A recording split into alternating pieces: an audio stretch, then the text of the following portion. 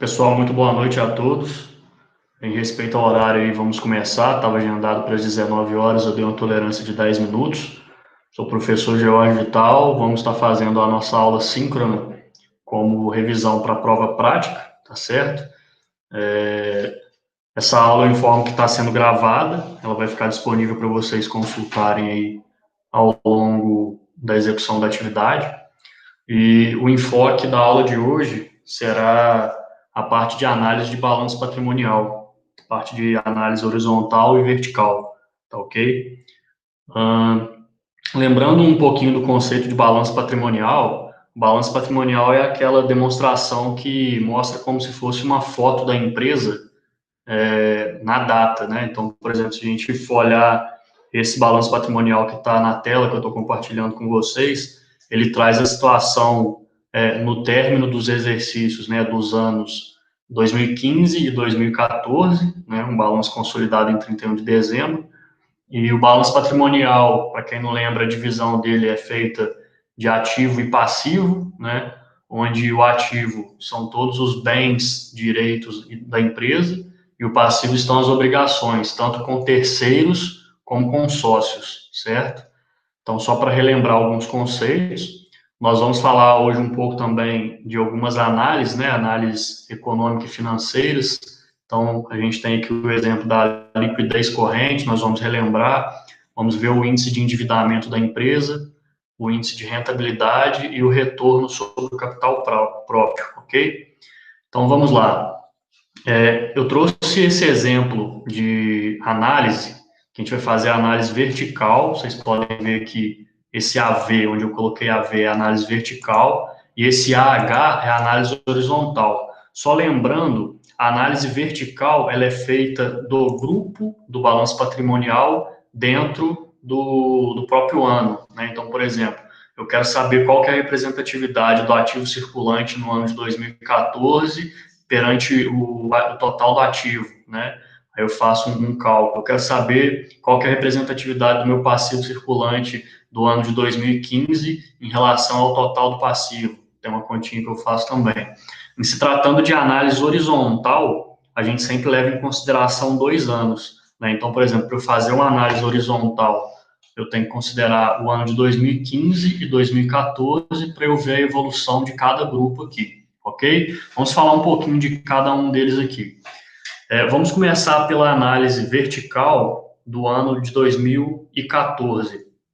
Se a gente for parar para ver aqui, ó, como que é esse cálculo, eu vou pegar o meu total do grupo, né? Então, por exemplo, o total do ativo circulante em 2014 foi 1.275.000, e o total do ativo foi 2.025.000.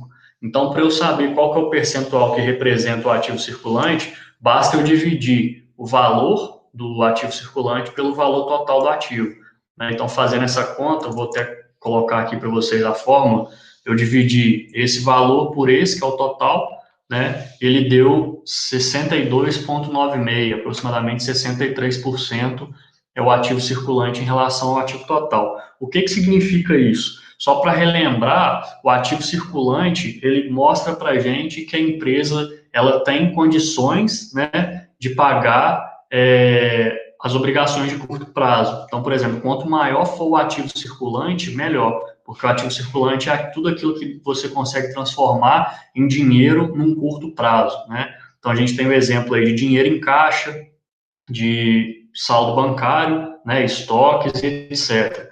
O ativo não circulante é aquele que demora um pouco mais para ser transformado em dinheiro, né? Então, por exemplo, aquilo que está no fim do exercício seguinte, né? Por exemplo, a gente está em 2020, aquilo que está após o exercício de 2021, a gente considera como ativo não circulante. E temos o ativo permanente, que é aquele ativo, né, o imobilizado, né, imobilizado, terras, né, benfeitorias, nós temos a parte aí de maquinários, é o ativo permanente que é mais complicado você transformar ele em dinheiro, ele tem uma liquidez mais difícil de ser transformado em dinheiro, certo? Então, a gente fazendo essa análise vertical do ano de 2014 aqui para o ativo circulante, a gente nota que 63% aproximadamente é composto por ativo circulante, ou seja, a empresa possuiu em 2014, em 31/12/2014, uma grande percentual de ativo circulante, ou seja, ela tinha condições de fazer frente às suas obrigações no curto prazo, com capital próprio. O ativo não circulante é a mesma ideia que o cálculo, eu vou pegar ele e dividir pelo total do grupo, né, pelo total do ativo no caso. O que representa para a gente aqui? O total do ativo não circulante, ele está representando para mim 14,81. Significa o quê? Que as operações que têm um prazo um pouco maior representam muito pouco, né, no meu ativo total, ou seja, eu não fico tão refém de ter que pegar no curto prazo capital de terceiro para conseguir honrar as minhas obrigações. E o meu ativo permanente, né, que são, né, os bens, né, terra, maquinários, etc., representa 22% do ativo total, está até baixo, né, para uma empresa agrícola. A gente vê que a participação de ativo permanente geralmente é um pouco maior, mas então tem essa representação aí de 22,22%, certo? Passivo circulante. Lembrando a ideia do passivo circulante, o que é? São todas aquelas obrigações que eu tenho com terceiros no curto prazo, né, ou seja, até o término do exercício seguinte. Então, ou seja, eu tenho 44% de obrigações que a empresa tem, ela está no curto prazo, beleza? Passivo não circulante representa apenas 4,94%, aproximadamente 5%. E aqui, só para mostrar a fórmula para vocês também, ó, eu sempre levo em consideração o total do grupo, né, no caso passivo não circulante, dividido pelo total do grupo que ele está. Então, ou seja, total do passivo não circulante dividido pelo total do passivo. Ok? Então, vai ficar 100 mil dividido por 2.025.000. A gente chega nesse valor de 4,94%. Ok. A mesma coisa a gente faz para analisar o patrimônio líquido, né, que é aquilo que de fato é da empresa, tá certo? Então, por exemplo, a gente vê aqui que a empresa ela tem um patrimônio líquido da ordem de 50%, ou seja, um patrimônio líquido satisfatório, né?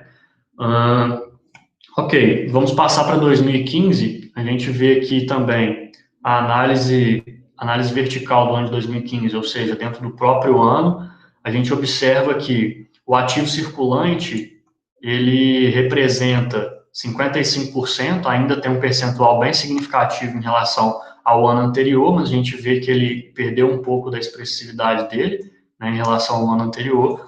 O nosso ativo circulante, não circulante, a gente nota que ele teve um aumento, ou seja, aquilo que a gente tem a receber no longo prazo aumentou, né, digamos que a empresa está dando mais crédito para os seus clientes, né, tá concedendo mais tempo para receber, digamos assim, e o ativo permanente, a gente nota que ele teve um aumento bem expressivo também. Então, a gente pode dizer que a empresa, talvez ela tenha investido em máquina, né, maquinários agrícolas, ou comprou mais terra, alguma coisa do tipo, certo? A mesma coisa que a gente vê no passivo circulante, a gente nota também que, apesar do passivo ele ter aumentado em termos monetários, em termos de valor, o total dele em relação ao grupo, o total do passivo, ele está menor do que o ano anterior. Então, por exemplo, as obrigações que a gente tem no curto prazo diminuíram, né, em termo percentual em relação ao ano anterior. Se a gente vê o nosso passivo não circulante, ou seja, as obrigações de longo prazo, elas aumentaram em termos percentual em relação ao ano anterior, tá certo? E o patrimônio líquido, ele teve um decréscimo, ele reduziu um pouco em relação ao ano anterior, ok? O que a gente pode dizer dessa análise aqui? Que a empresa é um investimento, né? A gente observa aqui, ó, o ativo permanente, ele cresceu. O ativo não circulante, ele aumentou também, ou seja, a empresa está concedendo um tempo maior para os seus clientes, para pagarem as suas dívidas, certo? E ela aumentou o seu caixa também, em relação ao anterior. Então, a empresa, ela, apesar de ter diminuído em termo percentual o ativo circulante, ela ainda possui uma boa liquidez para fazer frente às suas obrigações no curto prazo, tá certo? E isso tudo a gente vai atestar nessas análises aqui de baixo, né, que é a liquidez corrente, endividamento e etc. Ok? Eu trouxe algumas informações adicionais aqui, que é o seguinte: o lucro líquido, de cada ano, então aqui a gente tem 2014, 2015, qual foi o valor monetário do lucro líquido, e o faturamento desse respectivo ano, né? Então, por exemplo, eu tive um faturamento em 2014 da ordem de 2 milhões e 800 e um lucro de 350 mil. Já em 2015, eu tive um faturamento de 4 milhões e meio e um lucro de meio milhão, tá certo? Isso tudo a gente vai precisar para calcular alguns desses índices aqui, nós vamos ver daqui a pouco. Bom, vamos passar para a nossa análise horizontal, que é justamente comparar dois exercícios, né? Essa análise é muito importante para eu entender o que aconteceu de um ano para o outro. A empresa melhorou, a empresa ela se endividou mais, como é que está a situação dessa empresa. Isso é importante para eu tomar decisão na hora, por exemplo, se eu quiser virar sócio de uma empresa, se eu quiser comprar determinada ação na Bolsa de Valores, aquelas empresas que estão listadas na Bolsa de Valores. Então, é sempre legal a gente ter essas análises fundamentalistas para tomar decisão, ok? Então, por exemplo, o que a gente pode falar da análise horizontal de 2014 para 2015 em termos de cada grupo aqui? Por exemplo, no ativo circulante, a gente nota que nós tivemos um aumento de 17,65% em relação a de um ano para o outro, tá? Então, ou seja, apesar de 2015 o meu ativo circulante ter uma representatividade menor na análise vertical, na análise horizontal ele aumentou, tá certo? Então, se eu tinha, né, de disponibilidade 1.275.000 em 2014, em 2015 eu tenho 1,5 milhão, ou seja, as minhas aplicações bancárias de curto prazo, o meu caixa, né, o meu disponível em banco, os meus estoques, eles cresceram. Então, eu consigo transformar mais recursos em dinheiro, em espécie, para fazer frente às minhas obrigações no curto prazo. O meu ativo não circulante, ele também teve um aumento. Vocês podem ver que eles saíram aqui de 300 mil para 500 mil, né, naquela ideia que eu falei. Talvez a empresa vendeu mais e, com isso, ela fez um contas a receber no longo prazo um pouco maior, ou ela está concedendo mais crédito para os seus clientes. Isso aí a gente consegue falar exatamente só tendo outras análises, mas no primeiro momento a impressão que fica é essa. Então, por exemplo, nós tivemos um aumento bem expressivo no ativo não circulante de um ano para o outro, que foi de 66,67%, ok? Ativo permanente. O ativo permanente ele também cresceu de 450 mil para 700 mil. A gente pode dizer, né, igual eu falei anteriormente, pode ser que a empresa tenha feito investimento, né, em ativo permanente, seja maquinário, ou às vezes ela expandiu a sua área, comprou uma outra fazenda ou algo do tipo, tá certo? Ou seja, ela imobilizou mais o capital, ok? Então, cresceu 55,56%. É sempre legal na hora de fazer essa análise a gente considerar duas casas decimais, ok? O passivo, né? Vamos fazer a análise horizontal do passivo agora. O passivo circulante, ou seja, a nossa obrigação com o terceiro no curto prazo, ela também cresceu. É natural que quando o ativo circulante ele cresça, o passivo circulante cresça junto, porque pode ser que a gente esteja expandindo a operação, a gente esteja aumentando a cartela de cliente, aumentando o número de produtos vendidos, né, seja em termos de sacas produzidas, seja em termos de arroba produzida. Então, se eu aumento o meu ativo circulante, ou seja, nos recebimentos, é natural que o passivo circulante acabe aumentando junto. Então, de um ano para o outro, a gente saiu aqui de 900 mil para 1 milhão e 100, né, ou seja, um crescimento aqui de 22,22%. No meu passivo não circulante, né, que é aquela obrigação com terceiros no longo prazo, eu saí de 100 mil para 300 mil, olha só, a gente cresceu 200%, olha como que é expressivo esse crescimento.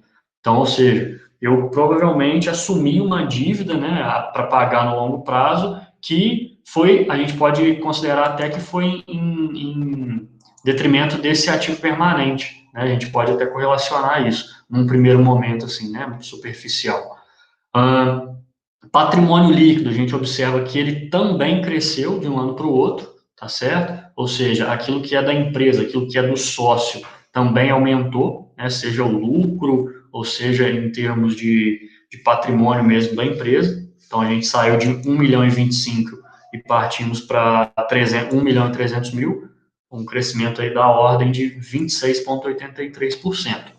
Ok, feitas essas primeiras considerações, a gente precisa falar das análises, né, econômicas e financeiras, né? Então, o que a gente tem primeiro aqui? A gente tem uma análise financeira, né, que é a liquidez corrente. O que é a liquidez corrente? A liquidez corrente, ela vai falar para a gente qual que é a relação entre o ativo circulante e o meu passivo circulante, ou seja, para cada R$ 1 de dívida que eu tenho, quanto que eu tenho de caixa no curto prazo para fazer frente a essa dívida. Vamos entender aqui, ó. Vamos pegar aqui, por exemplo, o ano de 2014, que a gente está analisando agora, né? Fórmulazinha da liquidez corrente. Ativo circulante dividido pelo passivo circulante, tá? Então, ou seja, qual que é meu ativo circulante? Ativo circulante 2014, 1.275.000, que está aqui. Qual que é meu passivo circulante em 2014? 900 mil. Então, se eu dividir um pelo outro, né, ele dá 1,42. Está aqui a formulazinha para vocês verem. Vou compartilhar essa planilha com vocês depois para ficar fácil de vocês visualizarem. Ok? Então, por exemplo, o que esse índice para mim de liquidez corrente está me mostrando? 1,42, ele representa o seguinte: para cada R$ 1 que eu tenho de dívida no curto prazo, ou seja, até o final do ano seguinte, eu tenho 1,42 para fazer frente a essa despesa, que é da empresa. Então, ou seja, com essa informação, eu sei que no curto prazo eu não vou precisar, né, captar recurso de terceiro, né, fazer empréstimo bancário, financiamento, alguma coisa do tipo, para arcar com as minhas despesas no curto prazo. E isso para a empresa é muito positivo, porque a gente sabe que captar recursos no mercado é caro, né? A remuneração dos juros no Brasil, nesse momento, mesmo nesse momento que a gente está com a Selic baixa, que é a taxa básica de juros da nossa economia, ainda é caro tomar empréstimo. Então, ou seja, quanto maior o índice de liquidez corrente da empresa, né, melhor a situação financeira que a empresa está passando, ok? Falando do ano de 2015, vamos analisar.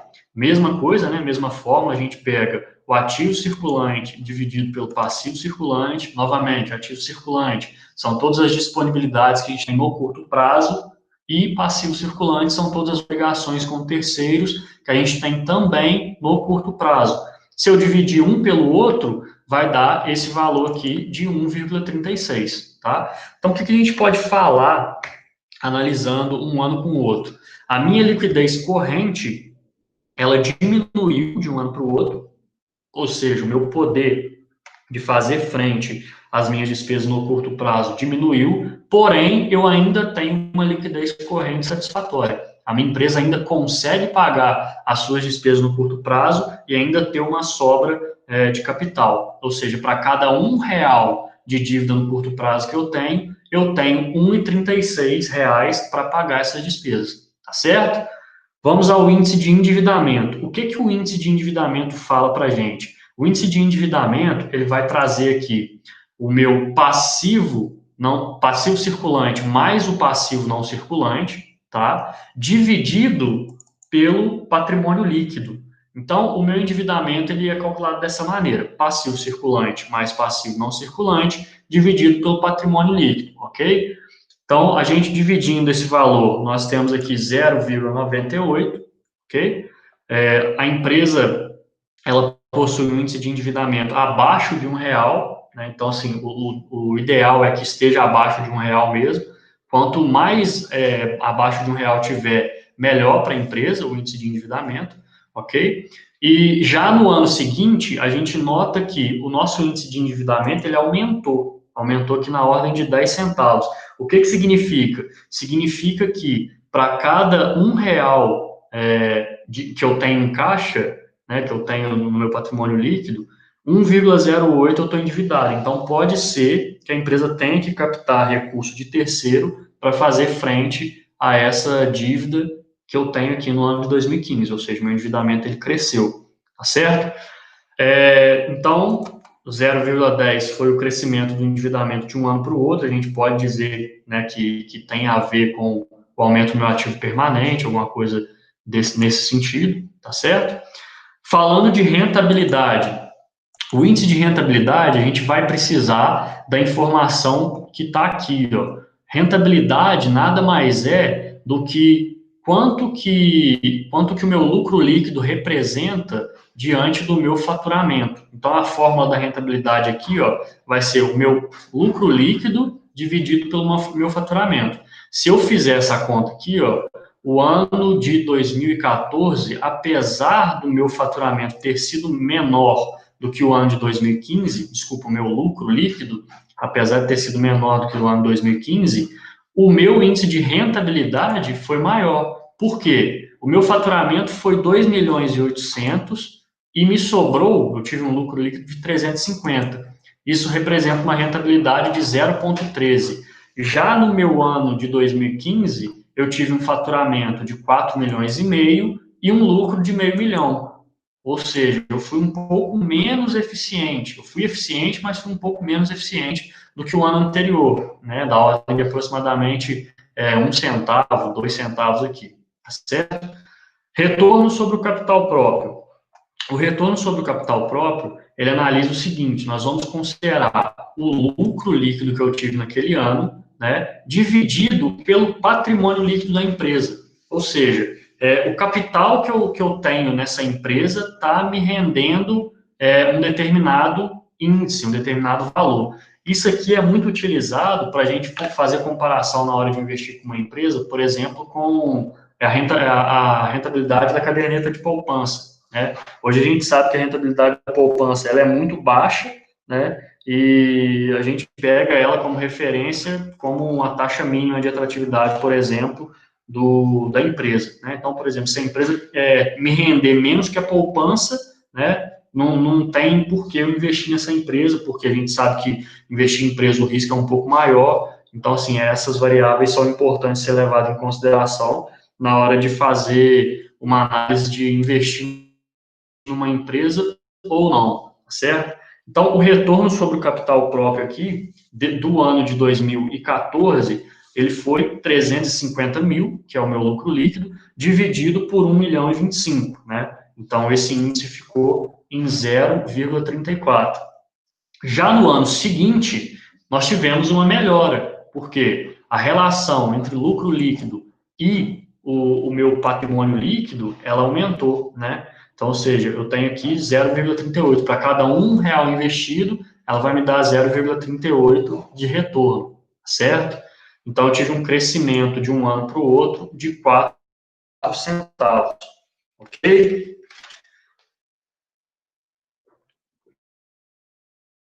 Pessoal, essa aula ela vai ficar gravada, estou disponível aqui às 20 horas e vou deixar aberto para tirar dúvidas.